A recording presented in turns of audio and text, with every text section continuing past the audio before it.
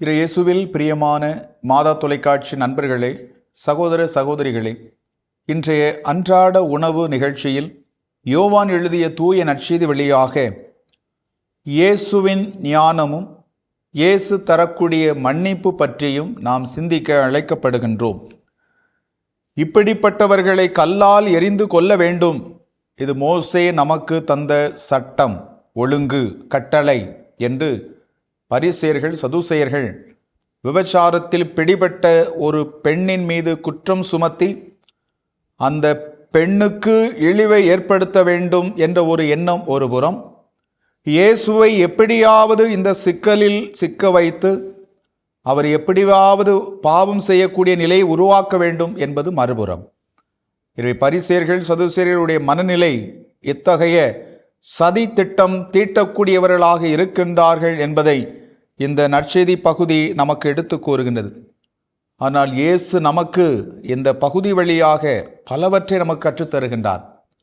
நாம் கற்றுக்கொள்ள வேண்டும், அதன் வழி நாமும் வாழ வேண்டும் என்பதை இயேசு நமக்கு உணர்த்துகின்றார். முதலாவதாக நாம் சிந்திக்கக்கூடிய வேளையில், முடிவு எடுக்கக்கூடிய வேளையில் அவசரம் இருக்கக்கூடாது. நிதானமாக, அமைதியாக நாம் முடிவெடுக்க வேண்டும். பொறுமையோடு நாம் முடிவெடுக்க வேண்டும்.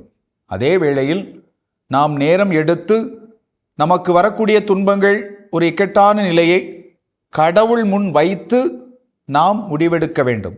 எனவே இயேசு கிறிஸ்து அவர் அமர்ந்து குனிந்து எழுதுகின்றார் என்றால் அதனுடைய விளக்கமாக என்ன நமக்கு கூறப்படுகின்றது என்றால், அவர் இந்த நிகழ்வை கடவுளிடம் எடுத்து செல்லுகின்றார்.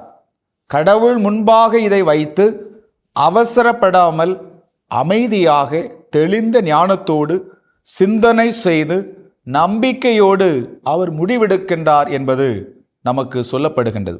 இரண்டாவதாக பாருங்கள், கேட்காதவர் போல அவர் இருக்கின்றார். அவர் குனிந்து எழுதுகின்றார் என்றால் அவர் கேட்காதவர் போல இருக்கின்றார். மீண்டுமாக இரண்டாவது முறையாக என்ன சொல்லுகின்றீர் என்று பரிசேயர்கள் கேள்வி கேட்கின்றார். எனவே கேட்காதவர் போல இயேசு இருப்பது எதை நமக்கு உணர்த்துகின்றது?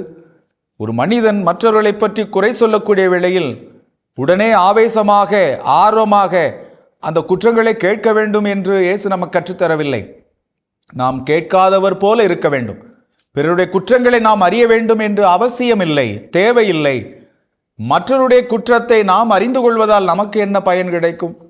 எனவே நாமும் ஒரு மனிதன் பிற ஒரு மனிதரை பற்றி குற்றம் சுமத்தக்கூடிய வேளையில், பழி சுமத்தக்கூடிய வேளையில், தேவையில்லாத பேச முன்வரக்கூடிய வேளையில் நாம் கேட்காதவர் போல இருக்க வேண்டும் என்பதை இயேசு நமக்கு கற்றுத்தருகின்றார். மூன்றாவதாக பாருங்கள், மக்களுடைய கடினமான இந்த இதயத்தை, இழிவான செயலை, பாவம் நிறைந்த நிலையை இயேசு கண்டதும் அவர் கண்ணை மூடிக்கொள்ளுகின்றார் என்று இதனுடைய விளக்கம் நமக்கு எடுத்து கூறுகின்றது.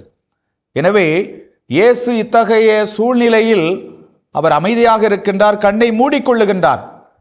இத்தகைய மக்கள் இவ்வாறு இருக்கின்றார்களே என்று அவர் வேதனைப்பட்டு தன்னுடைய கண்ணை மூடிக்கொள்ளுகின்றார். எனவே இது எதை நமக்கு கற்றுத்தருகின்றது என்றால், நாம் ஆலயம் செல்லுகின்றோம், ஆண்டவரை தேடி செல்லுகின்றோம். நம்முடைய இதயத்தில் பலவிதமான மற்றவர்களை பற்றிய தவறான எண்ணங்கள், மற்றவர்களை பற்றிய வெறுப்பான எண்ணங்கள், சிந்தனைகள், மற்றவர்களை பற்றி குறை சொல்லக்கூடிய மனநிலை, எனவே பாவம் சார்ந்த சிந்தனை, வெறுப்பு சார்ந்த சிந்தனை நம்மிடம் இருக்கின்றது. அத்தகைய மனநிலையோடு நாம் ஆண்டவரிடம் செல்லுகின்றோமே, அவர் கண்ணை மூடிக்கொள்வார், இதயத்தை மூடிக்கொள்வார் என்பதை இது நமக்கு எடுத்து கூறுகின்றது. அப்படி என்றால் நம்முடைய மனநிலை ஒரு எளிமையான, தாழ்ச்சியான, அன்பு நிறைந்த நிலையில் இருக்க வேண்டும் என்பதை இயேசு நமக்கு கற்றுத்தருகின்றார். நான்காவதாக பார்க்கக்கூடிய வேளையில் இயேசு புதிய வாய்ப்பை நமக்கு தருகின்றார். இந்த புதிய வாய்ப்பை தருவது, புதிய வாழ்க்கையில் நாம் அடியெடுத்து வைக்க வேண்டும். அந்த பெண்ணுக்கு மன்னிப்பு அளித்து ஒரு புதிய வாய்ப்பை கொடுத்து புதிய வாழ்வை ஆரம்பிக்க நமக்கு வாய்ப்பு தருகின்றார். நாமும் கடவுள் நமக்கு மன்னிப்பு தந்து நமக்கு புதிய வாய்ப்பை தரக்கூடிய வேளையில் புதிய மனிதர்களாக மாற வேண்டும். இறைவன் என்றென்று வாழ்த்த பெறுவாராக. இயேசுவுக்கே புகழ், இயேசுவுக்கே நன்றி. மரியே வாழ்க.